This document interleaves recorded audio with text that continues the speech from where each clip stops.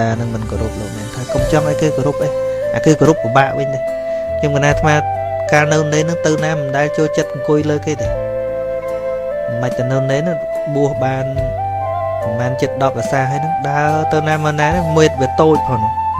ចូលចិត្តអង្គុយក្រោមគេគេមិនស្គាល់ស្រួលទីមួយមិនយើងទៅសូត្រធម៌មួយគេដួលធម៌វាមិនខ្មាស់គេ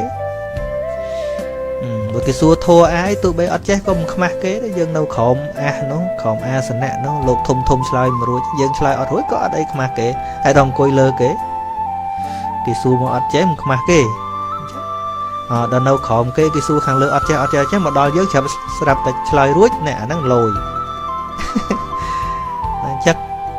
ចាំបាច់ទៅដល់បង្ហាញតែយើងអស់ចាអីការអួតអាងគឺជាលក្ខណៈល្ងងរបស់អ្នកឆ្លាត